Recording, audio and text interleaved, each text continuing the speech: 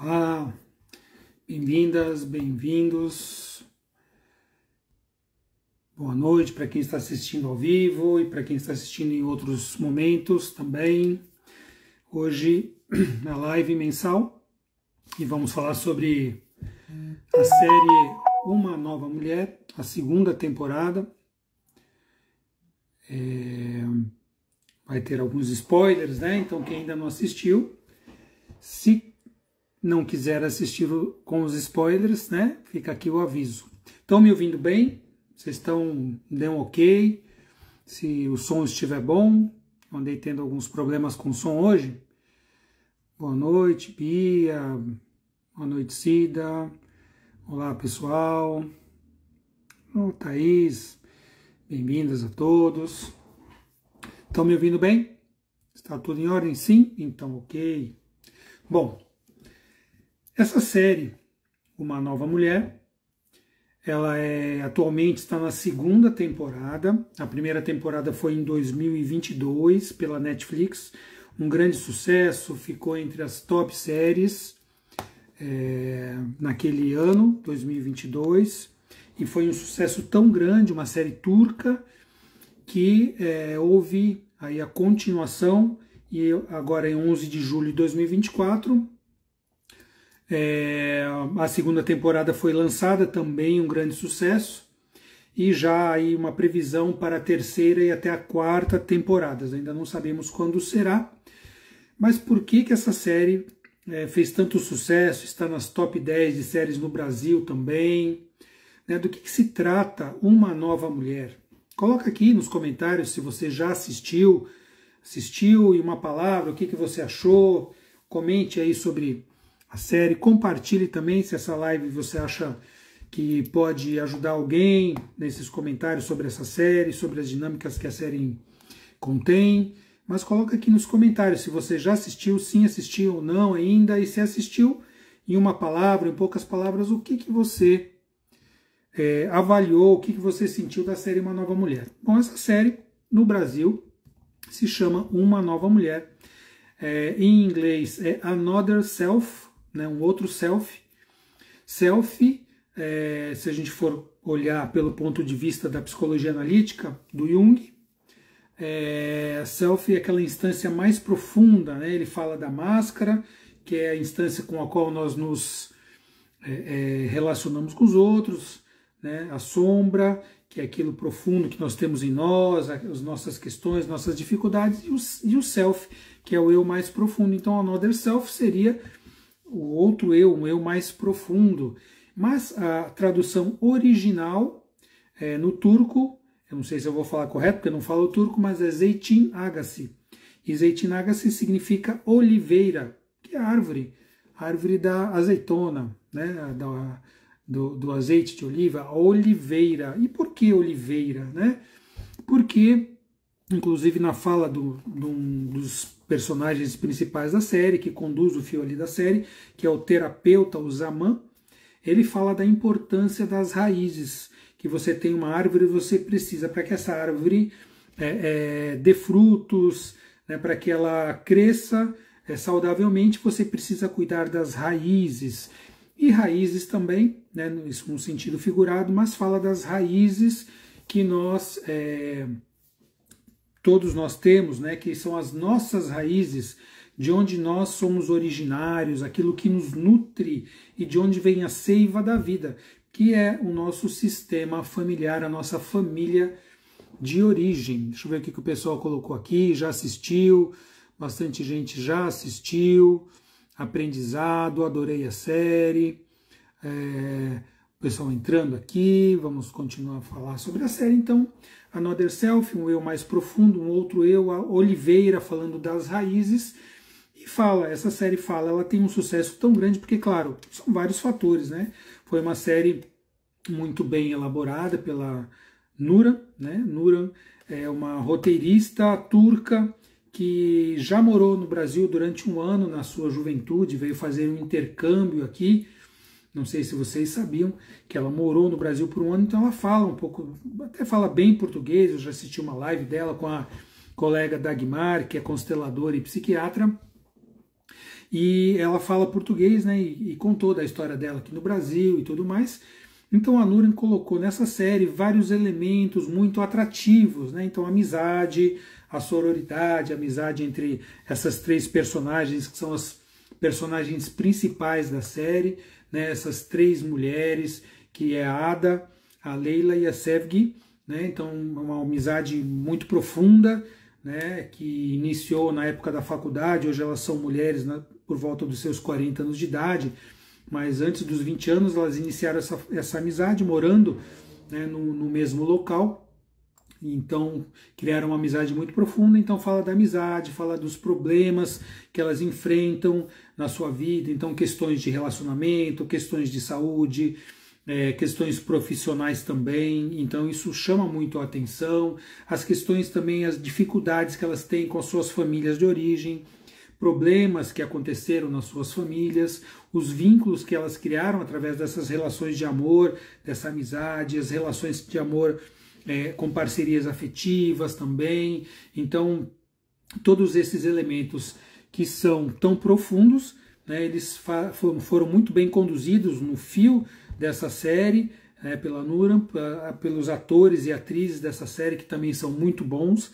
Eu nem sabia que tem que o cinema turco, né, que a televisão turca tem essa qualidade tão boa. A gente não conhece, estamos longe, não estamos acostumados, né?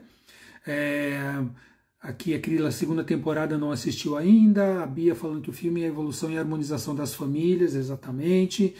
Então, nessa série nós podemos observar todas essas questões, né? E o que é importante, assim, o que desencadeia, né? A busca dessas amigas e essa jornada delas através das 2 temporadas. Para mim é interessante também, porque eu sou um terapeuta, eu sou médico, sou um psicólogo e trabalho com isso todos os dias, né? Foi a doença de uma delas, né? A doença da Sevgi, que é uma advogada, que é uma das 3 amigas.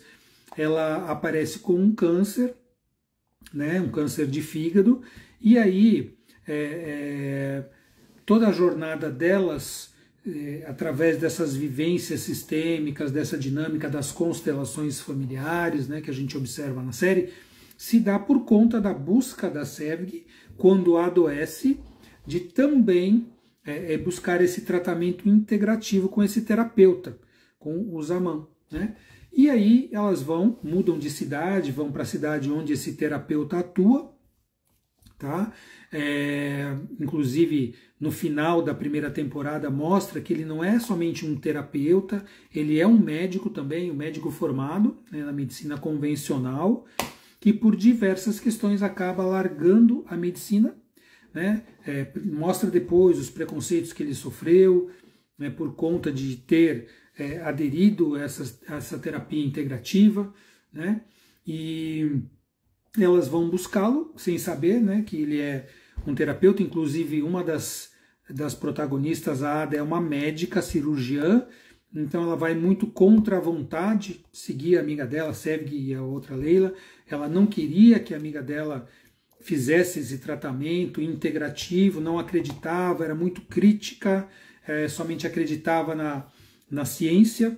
E é interessante observar como ela evolui para uma abertura na primeira temporada e depois ainda mais na segunda. A gente vai falar sobre isso, mas foi a doença de uma delas que ajudou, né, essa série a evoluir e trouxe todas essas questões aí que a gente observa sobre o viés sistêmico, né?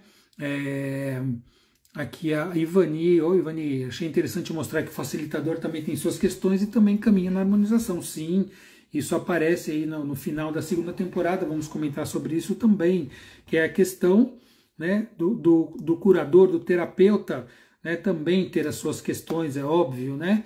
Então, eles chamam na série a terapia que é feita de expansão da família de origem. Expansão da família de origem. Eles não dão nome constelação familiar, acredito que por uma série de razões, por questões aí talvez de marca, por questões de também não ficar preso somente a uma, vamos dizer assim, uma forma terapêutica, mas poder ter uma abertura maior, porque também o Zaman, ele é um terapeuta que utiliza a constelação, a dinâmica sistêmica, como a gente pode observar na série toda, mas ele também tem um olhar mais espiritual, então ele acaba misturando um pouco a constelação ou essa forma terapêutica também com um olhar, com uma visão e com uma ação mais espiritual também. Nada contra, nem nada a favor, é a maneira dele atuar, né? Mas na série isso fica com uma liberdade, aí uma liberdade poética maior, né? Então eles não dão o nome de constelação. Depois teve uma live em que a Nuran conversou, inclusive, com a Sophie Hellinger, com a esposa do Bert Hellinger, que já faleceu, o criador da constelação, conversou com ela. Então a gente acreditava que na segunda temporada eles fossem colocar algo sobre constelação, e realmente é comentado o trabalho do Bert Hellinger 2 vezes na segunda temporada, fala sobre a jornada do terapeuta na busca, né? Então inclusive estudando sobre Bert Hellinger. Mas para quem não conhece ainda a questão dessa terapia, né, a questão sobre a expansão da família de origem, quem tem muito da constelação, ou é a constelação familiar, tanto em grupo, né, como a individual, com os bonecos, eles fazem com cristais ali, né, quem pôde observar também tem a dinâmica da constelação individual, que não é do Bert Hellinger, né, é de outros consteladores, né, a dinâmica da constelação individual, porém a visão que nos traz, ela é muito rica, né? Nós podemos, quem assiste a série e não conhece constelação, consegue entender como funciona, quer dizer, consegue perceber, né? Ver ali na dinâmica essa origem, né? Essa transgeracionalidade, tá? Então, assim, por que é importante assistir? Até eu recomendo para quem não assistiu, se vocês quiserem compartilhar, e às vezes a pessoa pergunta assim, mas para que eu tenho que assistir essa série? Tem tantas séries por aí, né? Eu assisti comentários de pessoas no YouTube, enfim, falando assim, eu não curto constelação, mas eu gostei da série por conta da amizade, das mulheres. Bom, eu diria assim, claro, que esse ponto é importantíssimo, né? Porque o vínculo de amor dessa amizade, né? Porque a amizade também é o amor, né? Que a gente vê, um dos níveis de amor, né? Que existe é a amizade. E essas mulheres desenvolveram esse nível de amor muito profundamente, então isso é muito interessante também. Mas para entender a série, é importante que a gente olhe também essa questão transgeracional. Então a série, ela aborda questões muito fundamentais sobre a vida, muito fundamentais, muito importantes, como os relacionamentos. E a constelação nós sabemos que é a ciência dos relacionamentos. Então relacionamentos familiares, relacionamentos amorosos, questões sobre a sexualidade, os traumas, né, os traumas de infância e os traumas transgeracionais, né? As dinâmicas profissionais, questões profissionais e financeiras também, questões psicológicas, dinâmicas de saúde, limites terapêuticos também, e tudo isso num viés transgeracional e sistêmico. O que é transgeracional?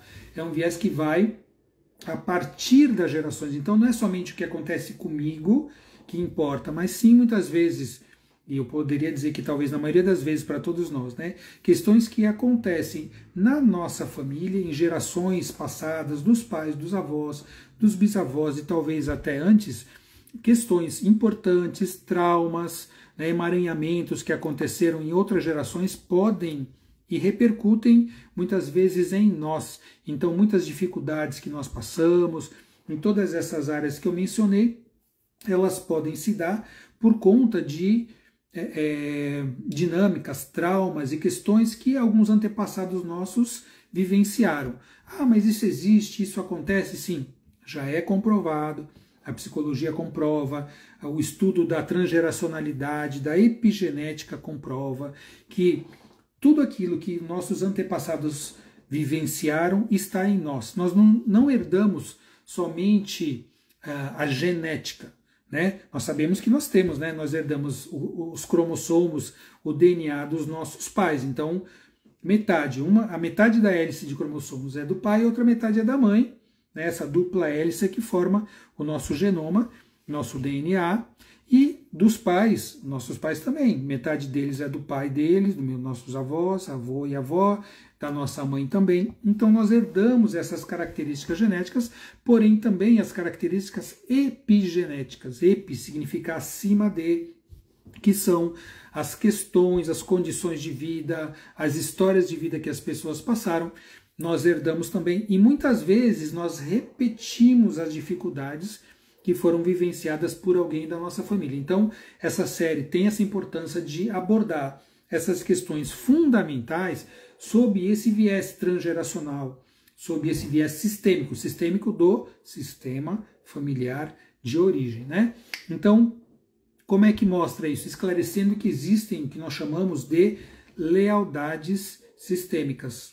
Nós somos, de alguma maneira, muitas vezes inconsciente, leais às dinâmicas sistêmicas que são ocultas da nossa família de origem. Muitas vezes nós somos fiéis a padrões disfuncionais, a padrões doentios, que nós chamamos de emaranhamento do nosso sistema familiar. E na série isso fica muito evidente. As dificuldades que os personagens passam, todos eles eu poderia dizer, né, se mostram como dinâmicas repetitivas que vêm da família de origem, de algum antepassado. Isso é muito interessante, né? Então, mas é importante observar que quando nós falamos de sistêmica, de constelação, nós não estamos culpando ninguém. Ah, então a culpa é do meu avô, é da minha bisavó. Não tem culpa. Eu costumo falar assim, né? De uma maneira assim. A gente não culpa e nem desculpa na sistêmica, né? Nós não falamos de culpa, que são dinâmicas infantis. Culpa, você é culpado, eu sou inocente. Isso são dinâmicas do chamado triângulo dramático de Karpman, da análise transacional. Tem um culpado, tem um inocente e tem que vir um salvador para salvar o inocente, que é uma vítima. Então nós não trabalhamos com isso. Por quê? Porque a visão sistêmica, porque as constelações buscam nos colocar numa posição de adultos.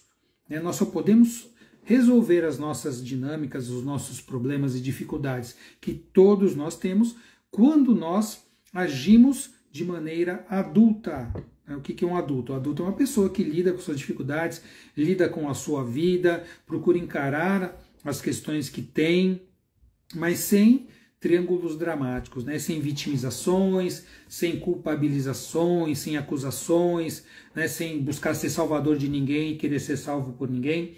Então essas dinâmicas são dinâmicas do adulto e a gente olha assim, dessa maneira, né? A gente busca entender na visão sistêmica como adulto para poder solucionar. Só o adulto pode solucionar. Quando nós estamos agindo a partir da nossa criança traumatizada, da nossa criança interior cheia de dores, de traumas, quem comanda a vida é a criança, nós não podemos ir para um lugar bom nos relacionamentos, ter bons resultados na vida, no profissional, com sexualidade, com dinheiro, porque a criança não lida com isso, né? Então, se nós estamos presos a dinâmicas traumáticas e emaranhamentos, como crianças agindo na vida, infantis, às vezes podemos ser idosos e termos uma postura totalmente infantil, né? Então isso não nos levará para uma solução saudável, tá? Isso a gente observa demais. A Leila está pedindo para deixar gravado, vai ficar gravado aqui no Instagram e no meu canal do YouTube. Inclusive, no meu canal do YouTube também tem a live que eu fiz há quase 2 anos atrás sobre a primeira temporada de Uma Nova Mulher, está lá gravada também. Ok? Deixa eu ver o que o pessoal colocou aqui. Tá entendendo? Tá conseguindo compreender? Tem alguma dúvida? Coloca aí. Não, tô conseguindo entender o que é constelação. Faz sentido? Não, ainda não fez? Coloque aí o que você até agora você já conseguiu abarcar dessa live até o momento. A Flaviana está colocando aqui. Achei interessante quando a Ada vai se defender perante a comissão médica, ela cita como exemplo o Brasil. Exato, porque, né, então a gente já sabe, como eu comentei, né, a Nuran viveu no Brasil, ela tem contato aqui com a doutora Dagmar, com a Ingrid e com outros, né, médicos aqui do Brasil, então ela sabe da situação atual no Brasil, que aqui no Brasil a constelação familiar é uma das 29 práticas integrativas do SUS, inclusive, né, que o Ministério da Saúde introduziu no SUS, a constelação familiar desde 2018, ela é uma das 29 práticas integrativas oficializadas na Política Nacional de Práticas Integrativas e Complementares. Então, tem essa questão aí da ADA, eu vou falar mais adiante também. Outros pontos do porquê é bacana, porque é importante, porque é interessante a gente assistir essa série, porque ela esclarece sobre essas lealdades sistêmicas, ela mostra como funcionam as constelações familiares, tá?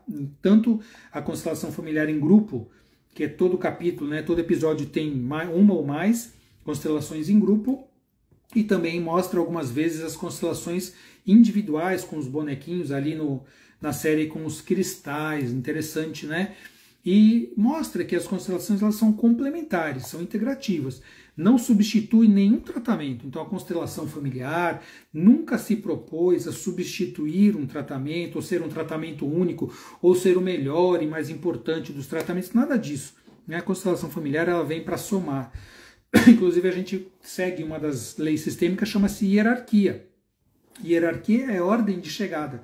E vamos dizer que a constelação familiar foi uma das que chegou por último, porque é muito jovem. Nós temos aí a constelação familiar evoluindo a partir do final da década de 70, o início da década de 80, que foi 80 para 90, quando o Bert Hellinger trouxe essa dinâmica, depois de todos os estudos que ele fez, e ele foi ali colocando, né, as constelações familiares, fazendo os seus workshops, os seus congressos, seminários, e foi mostrando a dinâmica das constelações familiares para o mundo, né? Então a constelação ela não vem para substituir nada. E o próprio Zaman, que é o terapeuta, que era médico e ficou como terapeuta sistêmico, ele deixa isso claro no primeiro episódio da primeira temporada, para ninguém falar, olha a constelação, é isso, ela acha que é o melhor de tudo. Ele coloca assim, quando ele vai falar, né, sobre a Sevgi, que foi lá buscar ele, com câncer, né? Então ele fala assim, olha, nós trabalhamos com as raízes espirituais da doença, não é no sentido espiritual ou espírita, mas as raízes, as origens do sistema familiar, as questões da alma, das emoções, né, que ele quer dizer. Se nós chegarmos à fonte, a doença pode melhorar e dar uma guinada em direção à cura, mas não é certeza. Então é importante colocar essa fala dele, porque assim, eu mesmo como médico, como psicólogo, eu concordo plenamente. Então não adianta alguém falar, não, eu vou fazer constelação para curar uma doença X, Y, Z, uma doença física, uma doença psicológica. Não, não tem isso.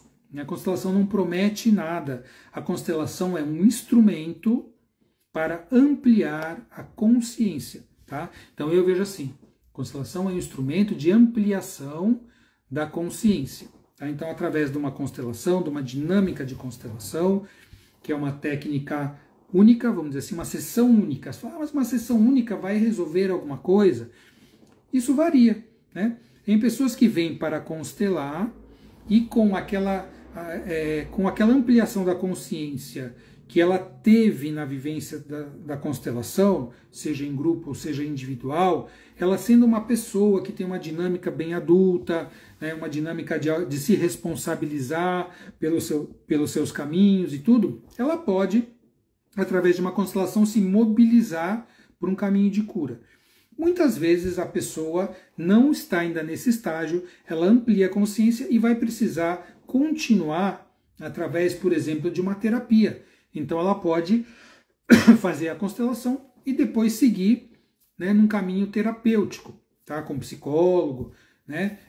Se ela tiver uma doença física, certamente ela tem que continuar com o tratamento médico também, integrando tudo, né? Existem psicólogos que encaminham pacientes, tem vários psicólogos que eu nem conheço pessoalmente, que me encaminham seus pacientes para constelar. Quando é em grupo, às vezes vem até no grupo para assistir a constelação desse seu cliente, desse seu paciente, às vezes encaminha somente.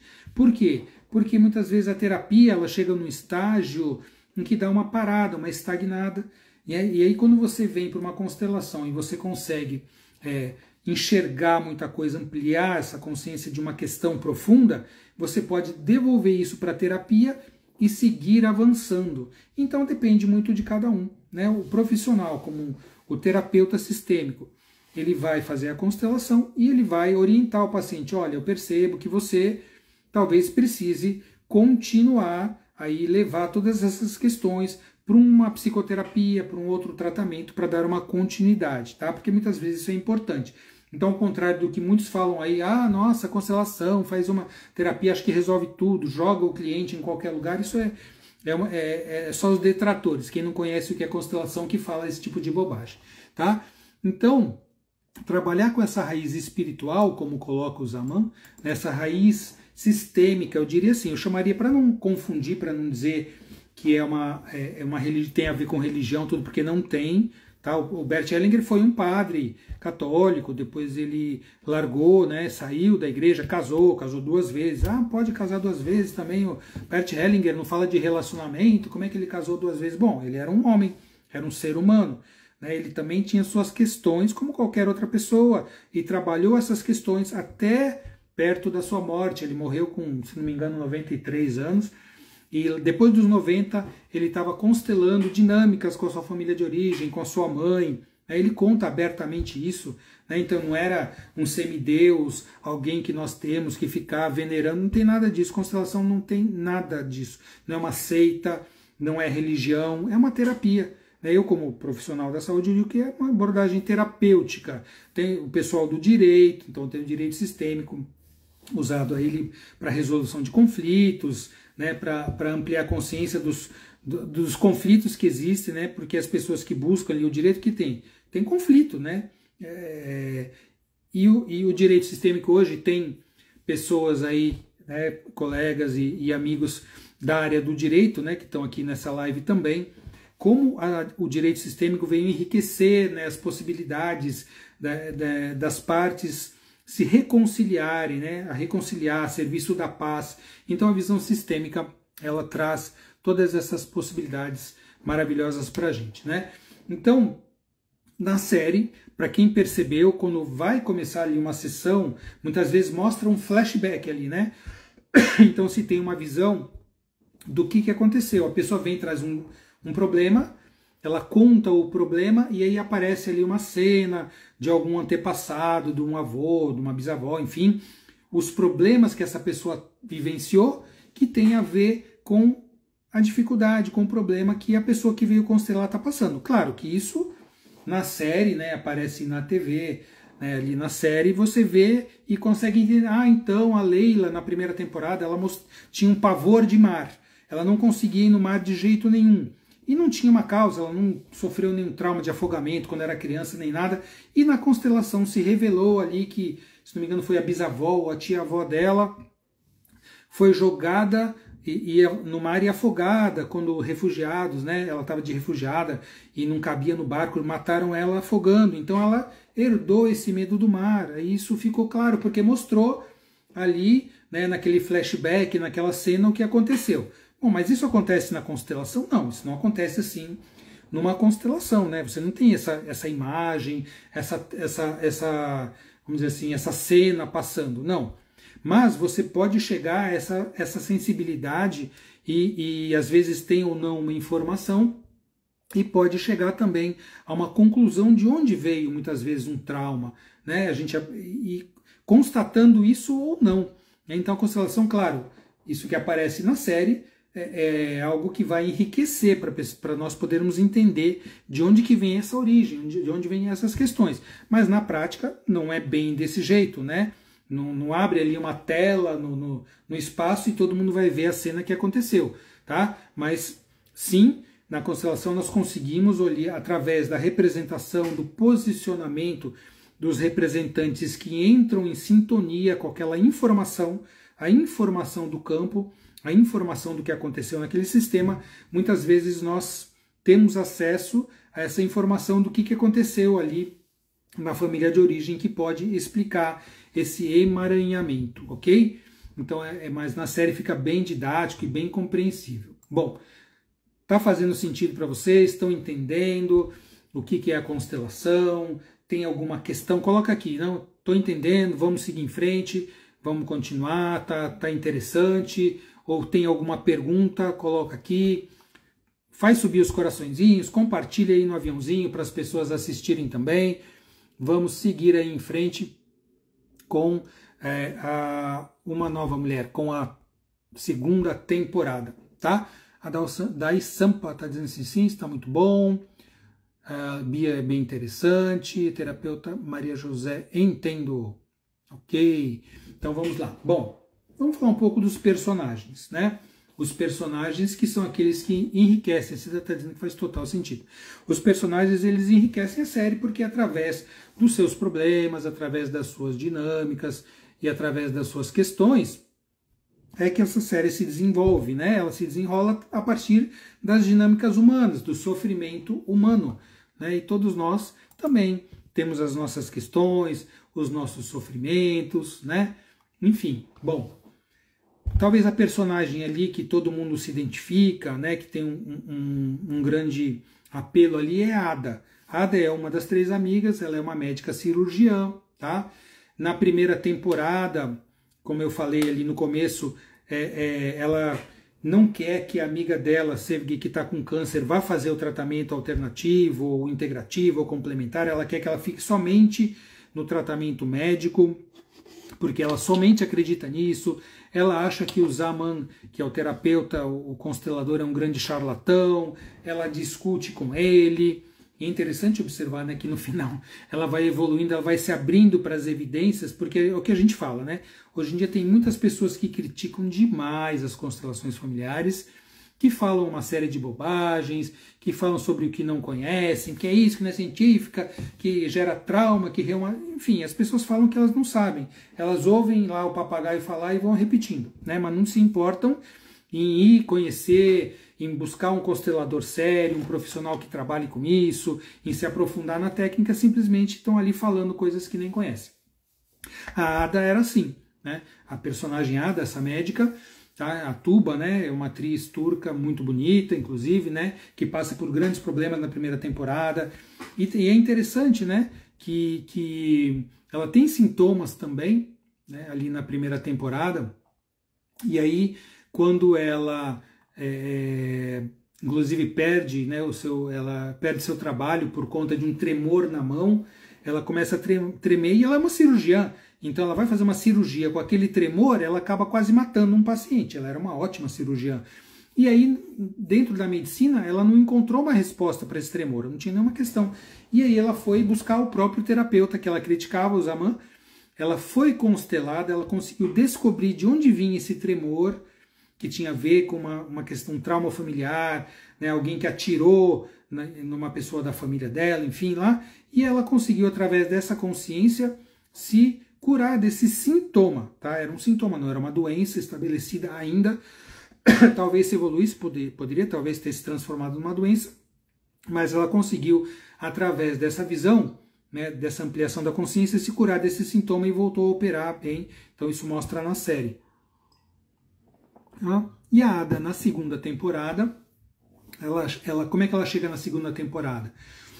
Sintomas de perimenopausa, ela perdeu a mãe dela, ela se divorciou depois de ser traída pelo marido, né, que era o personagem o Selim, né? Ele traiu ela, tá? Enfim, né, ela decidiu também que não ia ser mãe, ela reatou uma relação com o antigo relacionamento dela, o primeiro relacionamento, que era o Toprak, de 10 anos antes, e ele também traiu ela, né? E ele também saiu da relação, mudou, e ela se sentiu muito mal. Ela reencontra ele depois, na primeira temporada, e na segunda eles estão lá no relacionamento. Então é interessante observar que ela passa por diversos relacionamentos onde é repetida uma dinâmica de traição. Ela é traída, né, pelo Toprak, depois ela é traída pelo marido, pelo Selim, que inclusive engravida, se não me engano era a secretária dele, e ela rompe o casamento, né, por conta disso. Então ela passa por esses padrões e ela fala, nossa, mas ela é uma médica, é uma mulher muito linda, muito bonita, como é que ela não consegue se dar bem em nenhuma relação? Nenhum relacionamento dela dá certo, né? Ela não consegue se aprofundar nos relacionamentos, e aí a gente vai entender de onde vem essa dificuldade dela, né? O pessoal, numa das lives que comentaram, uma pessoa que não entende de constelação e fala que não vi por causa da constelação, eu vi a série por causa das amigas e tal, fala assim, eu não entendo porque a Ada tem esse dedo podre, né? Que é aquela gíria que se fala, né? O que é o dedo podre? É a pessoa que escolhe pessoas que vão trazer problemas para o relacionamento, né? Então a Ada tinha ali ela se sintonizava, ela se afinava com relacionamentos em que só traziam problemas, ela não conseguia, inclusive na segunda temporada, né? Mas a gente vai falar sobre isso também. E ela estava vivenciando uma série de perdas, né? Começou a segunda temporada com as suas próprias perdas, com o seu luto, o luto da mãe que morreu, né? E ela nunca dava um lugar para sentir, para chorar. Eu não lembro de ter visto ela chorar abertamente na série. Ela tinha uma postura muito da energia masculina, da força, de trabalhar, de fazer, né? Ela não estava conectada muito com o feminino. E a gente pôde entender isso durante a série. Por quê? Né? Porque ela mostra as dificuldades que ela teve com o feminino da família dela, com a mãe, que ela tinha uma péssima relação com a mãe, né? Depois ela, enfim, ela pôde observar, né? Ela pôde ampliar a consciência dela através das dinâmicas sistêmicas, através da constelação, que ela tinha uma lealdade e uma dificuldade com a mãe que também foi traída pelo pai dela. E ela descobriu depois, olha o spoiler aí, né? Ela descobriu que o pai dela e a mãe dela não eram casados. O pai dela tinha outra família e a mãe dela era amante do pai. Então, ela entrou nessa vida desse casal, né, como a filha desse casal, que era um casal de amantes, e ele tinha uma outra família. Então já era uma relação que trazia traição ali também, e ela foi repetir por lealdade. Lembra que eu falei no começo? A lealdade sistêmica, ela também inconscientemente repetiu as dinâmicas da mãe dela, né, de passar por relações com traição, né? E a gente observa na sistêmica, a gente fala assim, que a mãe é o nosso primeiro amor, né? A mãe, na verdade, é uma simbiose que acontece. Nós somos simbióticos, totalmente dependentes da nossa mãe, desde ali da vida intrauterina, que nós nos desenvolvemos por conta que estamos ali dentro da nossa mãe, como se fosse uma pessoa só. E quando nós nascemos até cerca ali de 8, 9 meses aproximadamente, o bebê sente que ele e a mãe são uma vida só. E a partir desse ponto, dessa fase, é que o bebê consegue perceber que ele é uma pessoa, né? Que ele é uma individualidade a partir desse momento. E aí começam outras questões a aparecerem. Mas até então, a dependência e a codependência da mãe são uma coisa assim, né? É o primeiro amor que a gente vive, tá? E quem tem problemas na relação com a mãe, tá, vai provavelmente levar suas dificuldades para a relação afetiva no futuro. Tá? Por quê? Porque tem dificuldades e tem dores nessa primeira relação amorosa. Então, às vezes, tem uma dependência, ou às vezes tem uma grande dificuldade. E aí, se tem dificuldade na relação com a mãe, obviamente vai ter também com o pai. Então, se tem falta de um, vai ter excesso do outro, ou se tem excesso de um, vai ter falta do outro. Não tem um equilíbrio nas relações com pai e mãe, com função familiar, com função materna e com função paterna. Tá? Então, ela entra nessa dificuldade e ela se coloca como indisponível para as relações. Ela não se conecta verdadeiramente, então ela atrai relações que também estão indisponíveis. Então, o Toprak, na primeira relação, ele vinha como um infantil, como um imaturo, traiu, então ele estava indisponível. Ela também se colocou como indisponível, né? Não se conectava, e ela foi atraindo relações dessa mesma qualidade, com essa mesma dinâmica de traição, de distanciamento, né? Então, há 10 anos atrás, isso mostra desde a primeira temporada, o Toprak era totalmente responsável, traía, mudou de cidade e tudo mais, e o Toprak também apresentava dificuldades no relacionamento. Ele viu o avô dele ser enforcado, mesmo sendo inocente. Então, ele também não conseguia estabelecer vínculos de amor e confiança profundos, né? Porque ele sentia também que poderia ser traído, então traía. Porque se a gente for pensar, as dinâmicas de traição, as dinâmicas de triangulação, elas se dão por dificuldades no relacionamento, né? Se dão por dificuldades. Então é uma relação triangular, né? Então tem uma pessoa, outra pessoa, um casal, aí entra um amante, né? Entra um terceiro elemento. Isso nos remete, em geral, à nossa primeira relação triangular, que é uma relação onde nós entramos como, entre aspas, terceiro elemento na relação com nossos pais, né? Porque tem ali um casal e nós entramos ali. E quando há uma dificuldade nessa relação desse casal, nós entramos num lugar ali que também não nos compete. Nós entramos em algum lugar ali de desequilíbrio também, tá? Então, ela passou por essa dinâmica. Depois ela casou com o Selim. O Selim também a atraiu, como eu falei, engravidou uma outra mulher. Na segunda temporada, ela se relacionou com o Dia, que ele chamava, que ninguém sabia, e depois foi mostrado que ele era filho do Zaman, do terapeuta Zaman. Tá?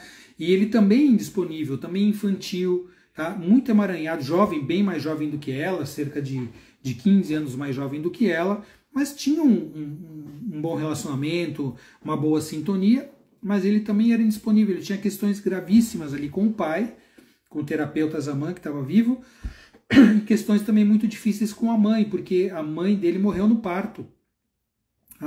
A mãe morreu no parto, o pai dele, o Zaman, não conseguiu lidar com isso e entregou ele, se não me engano, para a avó, né, não conseguiu ficar. Então você vê que ele mesmo, naquela época o Zaman ainda era médico, não era terapeuta, não tinha o conhecimento, a consciência que ele tem hoje, mas ele trouxe essa dificuldade até o presente e a gente vai ver como isso se desenrola aí no final da segunda temporada também. Né? Então ele também teve a dinâmica que a gente chama de amor interrompido. É uma dinâmica que a gente vive geralmente quando há uma dificuldade na mãe, na relação com a mãe. E a mãe dele morreu no parto, né? Então isso é algo que faz com que haja uma interrupção nesse fluxo do amor entre a mãe e o filho. Ela morreu, ela poderia ter ido embora, ela poderia ter se ausentado, ela poderia ter uma dificuldade emocional, estar sofrendo por alguma questão e não conseguir criar um vínculo, um apego seguro, um vínculo seguro com esse filho. Todas essas dinâmicas geram o que a gente fala, uma dinâmica chamada amor interrompido. Tá? Esse amor interrompido, ele segue adiante, tá? na vivência dessa pessoa na família, mesmo sem ela saber, mesmo sem ela se lembrar, mesmo sem ela ter a informação, porque nós sabemos que nós só começamos a ter memória e lembranças geralmente a partir do 5º ano de idade. Até então, até o 5º ano, a gente tem alguns flashes.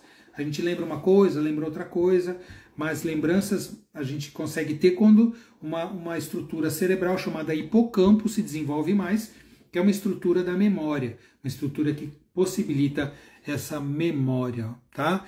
Então, ele sofreu esse amor interrompido, então ele tinha ali uma carência, ele colocou na sua expectativa na relação com a Ada, né, como se ela fosse resolver os problemas dele, né? Porque no fundo ele buscava em todas as relações uma mãe, né? Por quê? Porque ele não teve a mãe, né? Então ele buscou isso nela, inclusive, né? Então ele buscava nas relações uma figura materna, tanto que ela era bem mais velha do que ele, embora não aparentasse, né?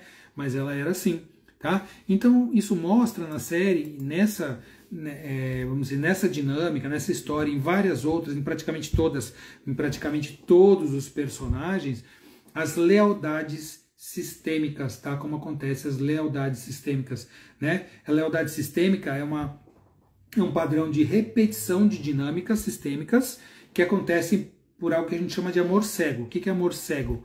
É um amor que não vê, é um amor que não tem a consciência das dinâmicas que acontecem, tá? Não tem essa consciência. Então, nós somos leais aos emaranhamentos que os nossos antepassados vivenciaram. Então, ali, até o que eu falei até agora, de tantos outros, né? O Selim também teve suas dificuldades, a Ada teve com a mãe, o Dia teve, o Toprak teve. Então, todos esses que eu falei até agora, a Leila, tiveram repetições de padrão, de comportamentos, de sentimentos, de relacionamentos, porque alguns antepassados familiares também passaram por isso. Aí você fala assim, mas então quer dizer que isso é como é que é isso? É um destino? Isso é uma maldição? Não, isso acontece por quê? Porque nós estamos lidando com um sistema, tá? O que é um sistema, gente? É importante também colocar isso. O que é um sistema?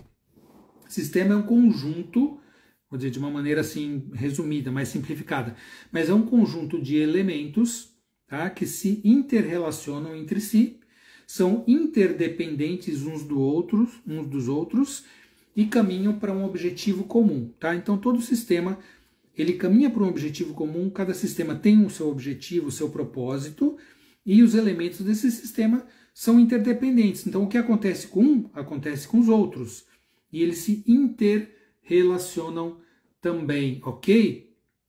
Então, essa dinâmica sistêmica e o sistema principal, que nós temos contato, nós fazemos parte de vários sistemas, né? Então nosso trabalho é um sistema, nosso grupo de amigos é um sistema, nossa, sei lá, instituição religiosa é um sistema, nosso lugar onde a gente tem um hobby é um sistema, mas o sistema principal ali é a família de origem. Então nós somos originários dessa família de origem. Então, na nossa família de origem, que é muito grande, né? O que é a nossa família de origem? A parte mais próxima, a gente pode falar que são os pais, avós, bisavós, tá? Mas também não só os laços de sangue, os laços que se criam, os vínculos que se criam por relacionamentos, por questões de dificuldade, quando a gente prejudica alguém, quando a gente ajuda alguém de uma maneira muito importante. Então isso cria vínculos também, então passa a fazer parte do sistema, mesmo não sendo um laço de sangue, ok? Então, nós somos originários desse sistema familiar, nós somos interdependentes e nos interrelacionamos. Que a pessoa, mas a pessoa já morreu, o meu pai, meu bisavô já morreu, minha mãe, não importa. Morrer não significa que é excluído do sistema. A pessoa simplesmente não está nesse plano, mas as vivências e tudo o que aconteceu está em nós. Nós somos uma janela para o mundo do nosso sistema familiar. Tá? Então é importante olhar isso. Tá? E alguma dinâmica que aconteceu lá atrás pode estar sendo representada em mim. Eu posso estar vivendo novamente essa dinâmica, que é para dar um olhar para isso, tá? Porque tudo que houve, emaranhamentos, exclusões, quando alguém no sistema, numa geração seguinte, posterior, vivencia esses mesmos dramas e esses mesmos problemas, isso é não é uma maldição, é uma oportunidade de se olhar para essa questão com viés sistêmico e transgeracional e dar um encaminhamento mais saudável para isso, ok? É para buscar uma solução, colocar o amor em ordem, porque nas famílias é como eu digo, né? Os lugares onde tem mais amor é a família. Não tem lugar onde tem mais amor envolvido do que na família. Porém, o lugar onde tem mais problema é a família. Não sei se vocês concordam. Coloca aí, concordo, não concordo. Onde tem mais amor, eu concordo. Onde não tem mais problema, eu não concordo. Coloca aí a sua opinião. Importante aí para a gente também trocar uma ideia. Tá? Mas a gente vê assim, na sistêmica, o lugar onde tem mais amor e também onde tem mais problema é a família. Porém, como é que pode isso acontecer? Porque este amor está em desordem, está fora de ordem.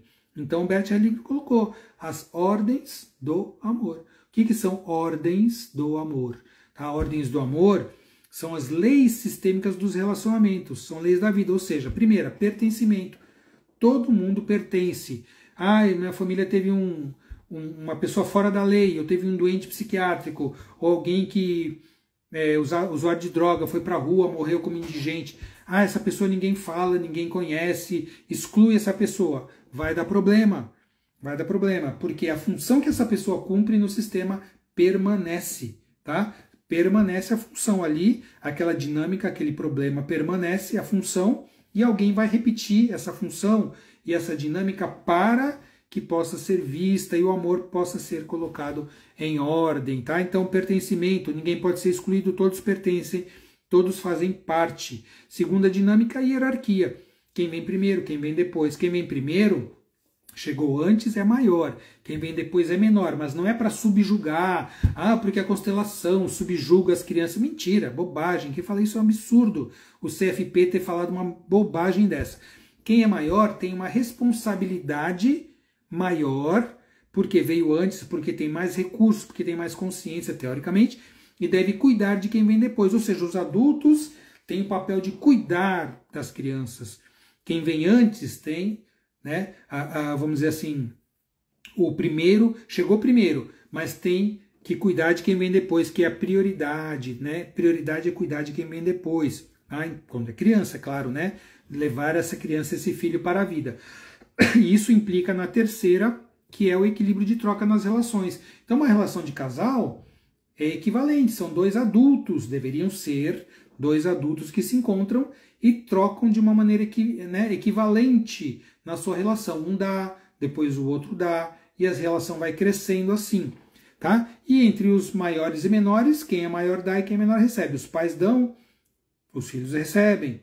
Agora eu vou dar para minha mãe, tudo para o meu pai, porque eles me transmitiram a vida, agora eu vou ter que dar tudo para eles. Não, Isso aí está indo contra a ordem do amor. Ah, então não tem que dar nada para meus pais. Tem que dar. Tem que dar o quê? Tem que trocar com respeito, com, né, com honrar os pais, que significa, não significa obedecer nem nada. O respeitar, honrar significa reconhecer quem eles são, né, e agradecer pela vida. Ah, mas minha mãe é narcisista, o meu pai é um alcoólatra abusivo. Não importa, se não, quer dizer, importa, claro, né? Mas se eles não fossem os pais, eles não teriam como ser outros. São esses os nossos pais. Se eles fossem diferentes, não seriam nem nossos pais e nós não teríamos nascido. Isso é tão óbvio e ninguém fala nisso. Ah, eu não queria que meu pai fosse assim, eu queria que minha mãe fosse diferente, mais amorosa, o meu pai mais presente. Se eles fossem outras pessoas, eles não teriam nem se encontrado. Não dá para eu ser filho de outra mãe e de outro pai. Por isso que a gente fala na sistêmica que são os pais certos para nós. Certos no sentido de, são esses. Não poderiam ter sido outros, porque senão a gente não teria nascido. Certo não significa saudável, bom, coerente, não significa nada disso. Significa que são quem tinham que ter sido. São os nossos pais, tá? Então aí, as 3 leis, as 3 leis sistêmicas, as 3 ordens do amor principais, né, que a gente coloca aqui são essas: pertencimento, hierarquia ou ordem, e equilíbrio, equilíbrio de troca nas relações. Quando a gente consegue viver isso em ordem, tá, a gente vai para a vida com fluxo de amor em ordem, de amor saudável como adultos. Quando isso não acontece, é essa bagunça, esse emaranhamento, esse amor cego, tudo isso que a gente vê que traz problemas na família. Estão entendendo? Coloca aqui sim, fez sentido, entendi agora quais são as leis das constelações. O pessoal colocou aqui alguns comentários. A Carol aqui, em uma cena já nos últimos episódios dessa temporada, ele fica deitado no colo da Ada. Sim, né? O Dia fica deitado no colo da Ada numa posição fetal, chorando no colo dela. Ou seja, realmente, né? Ele busca nela uma figura materna. Ah, mas ele se relacionou, ele tinha sexualidade. Sim, mas no fundo, a carência e o vazio dele, isso mostra também no diálogo com o pai dele depois, né, que ele estava ali muito infantil ainda, né, e precisava crescer emocionalmente para poder ter uma relação madura com uma mulher, né? Exatamente. A Acrila, por isso estou mudando o sistema da minha família. Como assim? Mudando o sistema da minha família? Não entendi, tá? Não tem como mudar a família. Não sei o que você quis dizer aqui, tá? Mas a gente não pode mudar ou excluir a família, ou dizer que quero ser de outra família. Enfim, tá? Não sei se eu entendi exatamente o seu comentário. Se quiser esclarecer melhor aqui, ok, a gente dá uma olhada nisso também, tá bom? Então, vamos lá, continuando. Então nós precisamos sair dessas lealdades sistêmicas, desse amor cego, dessa repetição de dinâmicas problemáticas, de dinâmicas difíceis, tá? Para podermos caminhar de uma maneira adulta e saudável. Então, voltando para a Ada não chora na série, nem quando ela é demitida, ela sai com raiva. Por que ela foi demitida, né? Porque ela foi mudando, como eu falei, de uma pessoa, de uma profissional que repudiava, que ia contra as práticas integrativas, que acusava ali o Zaman de charlatão e tudo mais. Ela começou, ela passou pela dinâmica, quando ela teve o tremor na mão, né? Ela entrou em outras constelações, ela viu dinâmicas ali de relação com a mãe, enfim, e ela foi entrando e foi percebendo. Porque, como eu falei, não adianta você criticar sem conhecer. A hora que ela se abriu para conhecer, não teve como mudar. Ela entrou de cabeça ali e começou a indicar para os pacientes dela irem na constelação. Ela não indicou como médica para o paciente abandonar o tratamento, nenhum paciente. Ela falou, olha, vai aqui também que isso pode te ajudar. Porém, o corpo clínico ali do hospital, né? O corpo clínico do hospital ali soube desse fato e começou ali a acusá-la, porque isso não é científico, porque não sei o quê, porque você não pode fazer isso. Ela buscou fazer uma defesa, ela reuniu dados e foi ali até quando ela conheceu o Dia, né?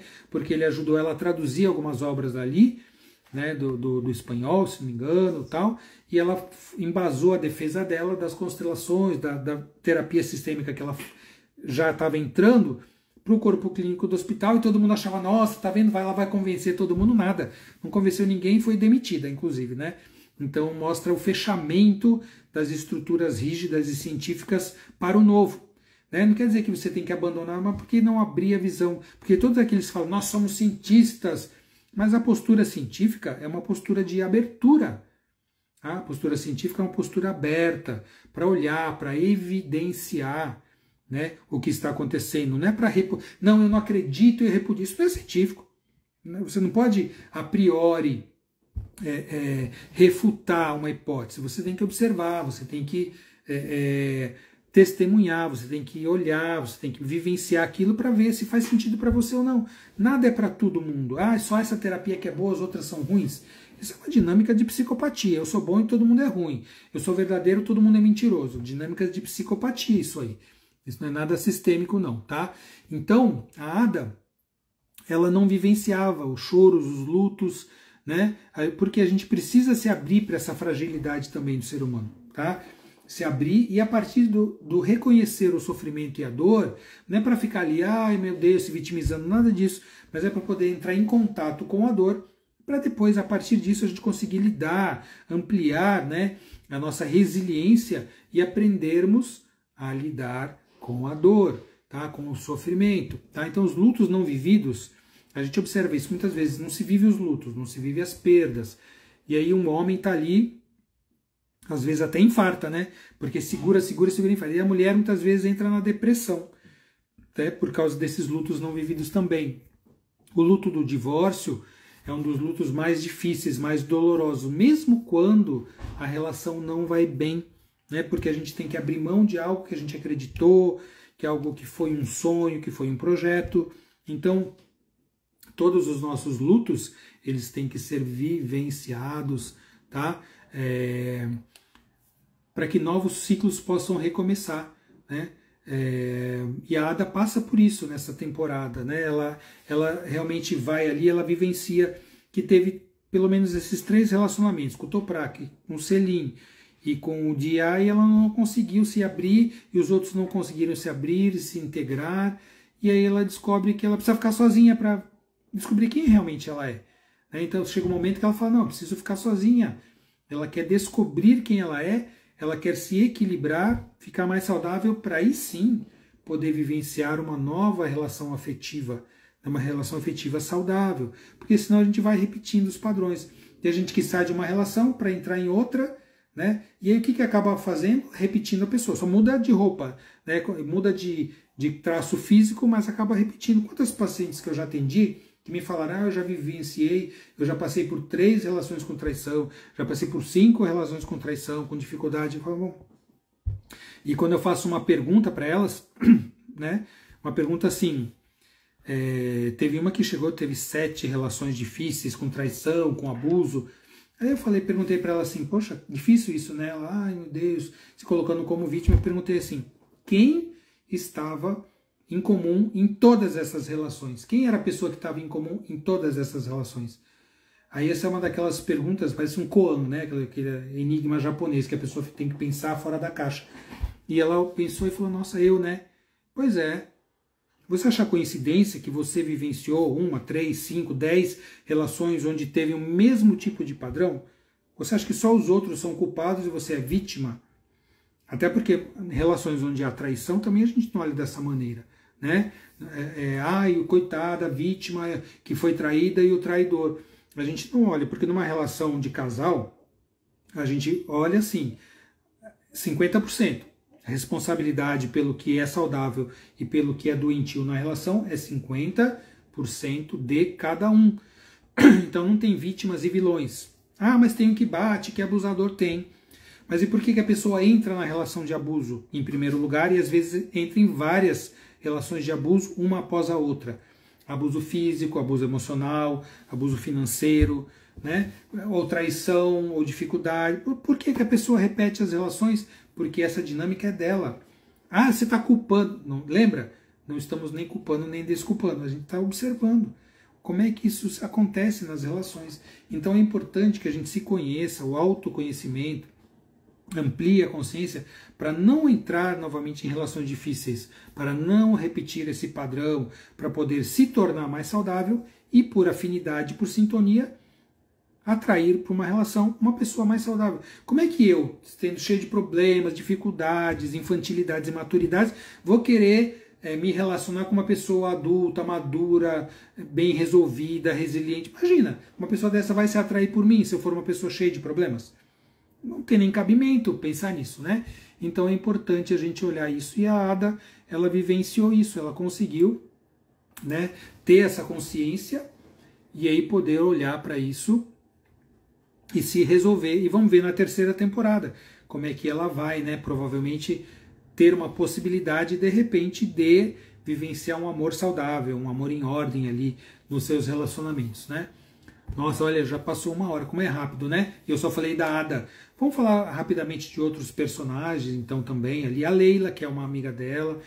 Na primeira temporada eu comentei, ela tinha medo do mar, e a constelação revelou a tragédia ali com a bisavó dela, que morreu afogada. Ela tem o marido dela, que é o Erden, né, que faz muitas trapaças, que tem dinâmicas ali de confusão, né, que engana os outros e tal. Foi preso, ela quase escolheu com ele, iria ser presa também, mas no momento ali ela não vai e ele acaba sendo preso e ela fica. E ela tá grávida, ela engravida dele, sem saber.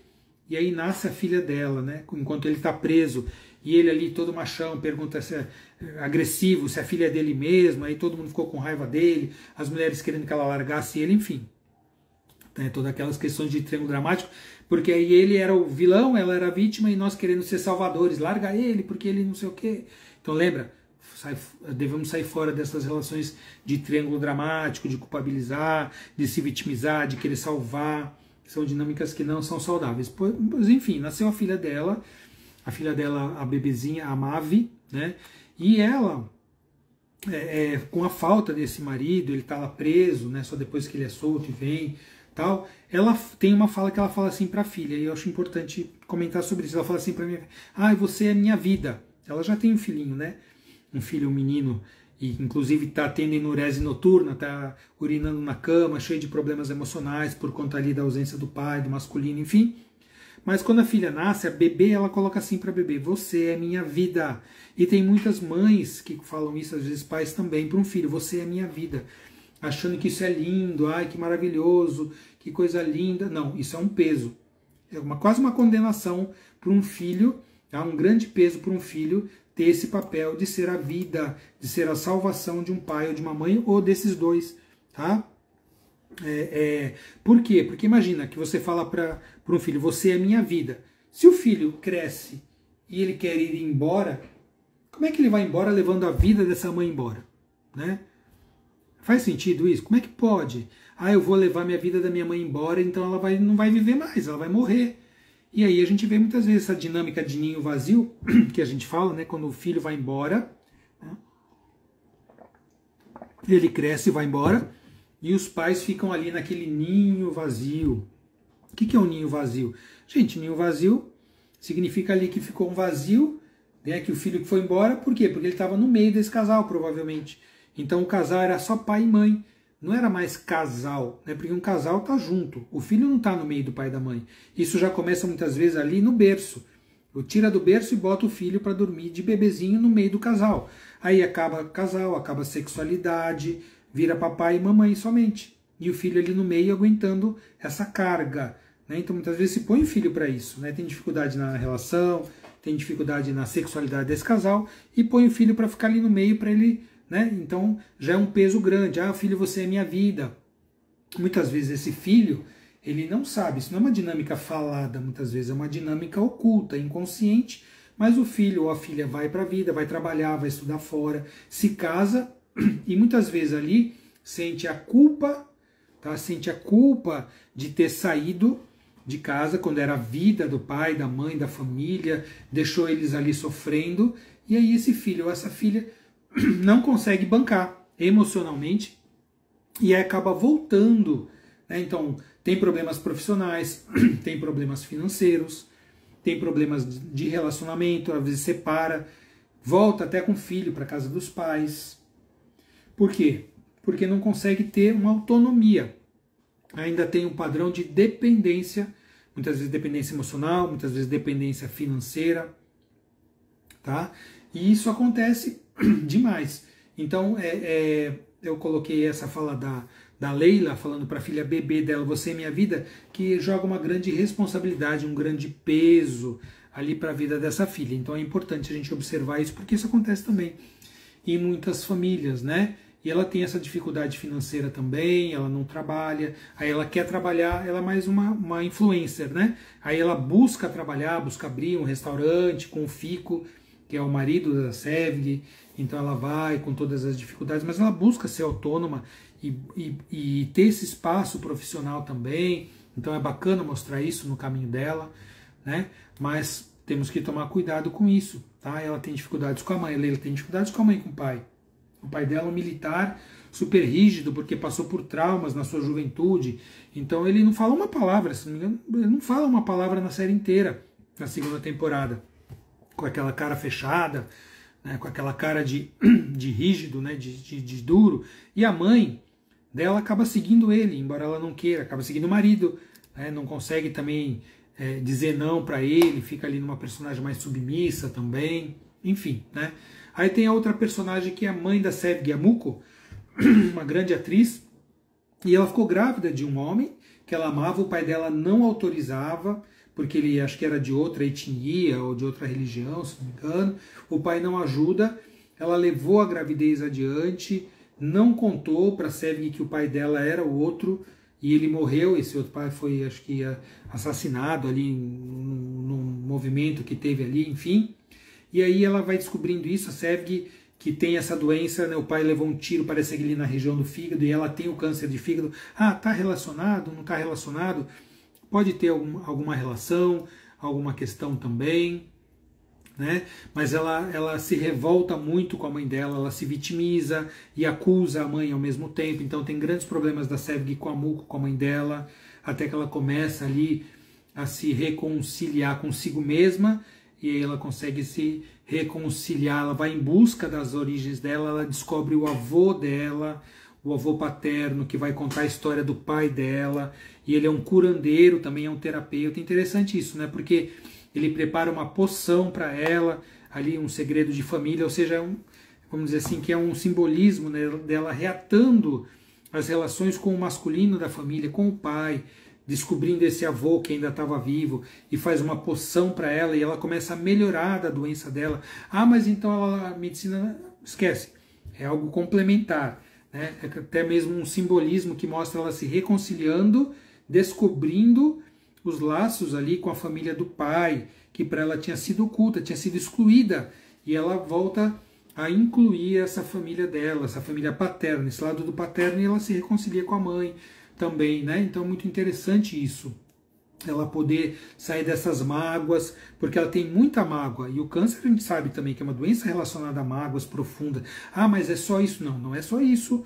Não estou falando que... Então o câncer ele é multifatorial, ele pode ser genético, ele pode ser epigenético, comportamental, ele pode ser alimentar, ele pode ser por conta de toxinas, ele pode ser por conta de emoções, ele provavelmente é por vários desses fatores juntos, né, em conjunto também, tá? Então é importante ela olhar para isso, para essas questões, se reconciliar com esse passado dela. Quem sabe na terceira temporada a gente vai ver se foi possível curar essa doença dela por conta de tudo isso, por conta do tratamento médico, por conta do tratamento complementar. Ela vai colocando ali as coisas em ordem, esse amor em ordem. Se for possível para o corpo, para a energia dela, para o sistema de cura interno dela, porque nós que nos curamos, viu? As terapias, os tratamentos médicos, psicológicos, né, ajudam a gente a se colocar num caminho de cura. Ah, mas se a pessoa não se... né, não adianta fazer uma cirurgia numa pessoa que morreu, porque ela não tem, né, os mecanismos de cura, de homeostase e de imunidade. Tá? Enquanto a gente tem, a gente pode se mover em direção à cura. Agora, como? Se a pessoa estiver já num grau muito avançado, muito crônico da sua doença, por vezes não há mais como voltar à doença física, como reverter a doença física. Tá? Mas sempre há uma possibilidade de uma cura emocional, de uma cura dos padrões sistêmicos, isso sim. Então a gente deve buscar tudo isso. Nós devemos buscar todas as curas, física, emocional, sistêmica, tá? E há uma possibilidade para cada um está num momento, num movimento, e pode poder curar isso. Principalmente sistemicamente e emocionalmente nós podemos, todos podemos nos curar. Agora, fisicamente depende do estágio da doença, depende do destino daquela pessoa, ok? Para não dizer que tem que curar tudo, não é assim não, tá? Bom, enfim... outros personagens também, posso falar um pouquinho, quem mais? O Fico, né? Que é um personagem bastante simpático, que todo mundo simpatiza com ele é casado com a Sevgi, ele faz tudo para ela, ele quase que idolatra ela, né? Mas ele tem muitas dores com o masculino, então ele não se coloca numa posição de um masculino saudável. Ele se sabota, e ela se sabota, né? A Sevgi sabota, ela começa a criticar tudo que ele faz, ela critica se ele dá uma coisa para ela, se ele fala alguma coisa para ela, e eles acabam quase se separando, né? Porque chega um momento que ele também vai se cansando, e aí ela começa a perceber, então, nesse caminho dela de se reconciliar com o masculino, com o pai, com o avô e com o marido também, né? Se reconciliar com os papéis do masculino. E veja só, teve tantas injustiças na família dela, o pai dela foi morto, ela foi virar advogada, né? Quando a gente escolhe uma profissão também, muitas vezes é por conta de dinâmicas da família. Então a gente querer curar doenças da família, querer curar dores da família, curar injustiças da família, a gente acaba buscando profissões de ajuda que tem a ver com dinâmicas que aconteceram na nossa família de origem, né? Então são aquelas chamadas lealdades sistêmicas, dinâmicas ocultas, que é muito importante que a gente possa trazer para a consciência para poder nos movermos num caminho mais saudável, num caminho de cura, né? E agora que já vamos fechando essa live, é importante comentar sobre as dores do terapeuta, tá? Só para fechar, o Zaman, que é o terapeuta que conduz esse fio aí todo, né, das dinâmicas das pessoas, fazendo as constelações, dando conselhos e orientações, quase como um líder, ali, um líder, um terapeuta, um guia espiritual, né, que todo mundo vê ele como uma pessoa super elevada. O que acontece? O que se mostra? Que ele tem graves problemas também. Tá? Ele tem muitos problemas com o filho dele, que é o Dia, que teve o relacionamento com a Ada. Ele não consegue resolver, solucionar a relação com o filho. Ele tem grandes dores de um luto pela mulher dele que morreu no parto, a mãe do Dia. Então, ele tem dores também por não ter sido reconhecido na medicina e ter abandonou a medicina para ficar como terapeuta, né? Então, é a dor do terapeuta, né? Chama assim a ferida do curador, né? Porque existe até o mito disso. Quiron, né? Na mitologia grega, é aquele centauro, é o deus da medicina, né? E que ele consegue curar todo mundo, mas ele tem uma ferida e uma dor incurável. Então é como os terapeutas também, né? Os terapeutas têm uma dor incurável. E o Zaman, por mais que ele parecesse ser uma pessoa lá totalmente consciente, claro que ele também tem os seus problemas, as suas questões, né? As suas dificuldades, e ele foi tentando solucionar isso com o filho dele.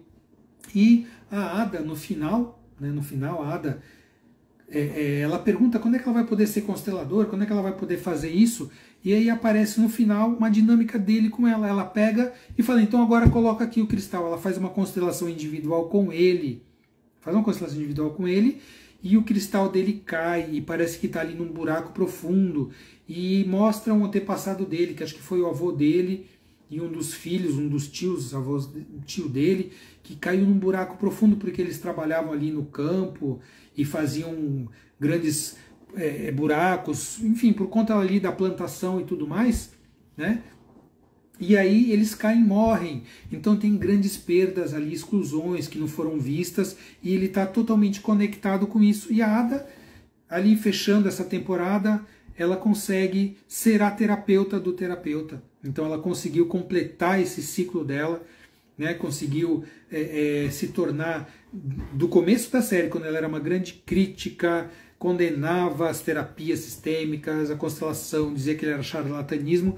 Ela fecha a segunda temporada se descobrindo uma grande terapeuta, unindo a visão convencional da medicina, da cirurgia, com a visão sistêmica, e ela se transforma numa possível grande terapeuta também, ajuda o terapeuta dela, que é o Zaman, a olhar para suas dores, para os seus emaranhamentos sistêmicos, também ajuda ele nisso. E ela vai, recebe um convite para trabalhar em outro país e leva as amigas dela, só que não conta para onde é. E aí vai abrir a terceira temporada provavelmente com isso. Para que país que ela vai? Será que ela vem para o Brasil? Porque é comentado bastante do Brasil na série. Ela usa, na defesa dela perante o corpo clínico do hospital, exemplos do Brasil, da constelação sistêmica ser uma terapia reconhecida no Brasil, também em outros países tal, mesmo não funcionando ali, mas ela tem esse vínculo com o Brasil. Será que ela vai para a Alemanha, que é mais próxima, né, ali na Europa também, que é a terra de onde, o país de onde o Bert Hellinger nasceu e onde ele desenvolveu a constelação, enfim. Deixem em aberto isso para atrair a curiosidade, né, e nós aqui esperamos, tomara que não demore mais 2 anos, porque da primeira temporada para a segunda foram 2 anos, mas eu acredito que agora deverá ser um tempo menor, né?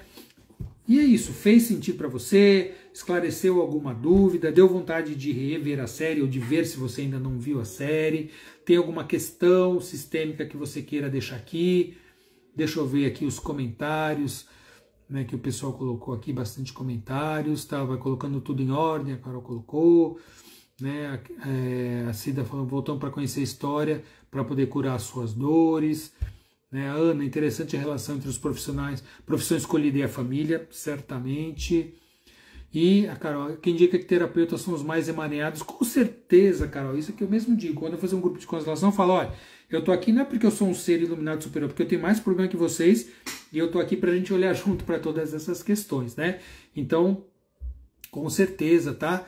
Não tem o Hellinger mesmo, se eu falei que o próprio Hellinger tinha uma série de questões, o Freud, gente, o Freud estava cheio de problema, não tem ninguém que, né, é totalmente desenvolvido, evoluído, não existe isso, tá? Não, nesse plano não existe, a gente está buscando sempre melhorar e a gente coloca isso como uma dinâmica sistêmica, né, que a gente só consegue levar o nosso cliente até onde a gente já foi, ou seja, ampliar a consciência do cliente até o ponto que a gente também tem, né? Então, estamos em busca também, como terapeutas, somos pessoas que queremos também ampliar a nossa consciência. Então, o tripé do terapeuta é o estudo contínuo, o desenvolvimento teórico-científico contínuo, tá? O autodesenvolvimento, ampliar a consciência, ser um cliente também, fazer constelação, fazer terapia para poder evoluir também e buscar uma supervisão, né? Buscar sempre ampliar as suas potencialidades para ajudar melhor os seus clientes, tá? Bom, acho que é isso. Deixa eu ver outros comentários aqui.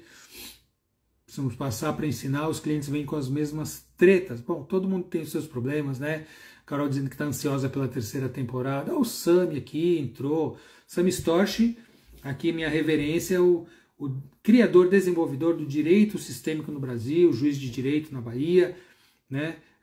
Um grande profissional e levou para o direito esse campo sistêmico das constelações para o direito.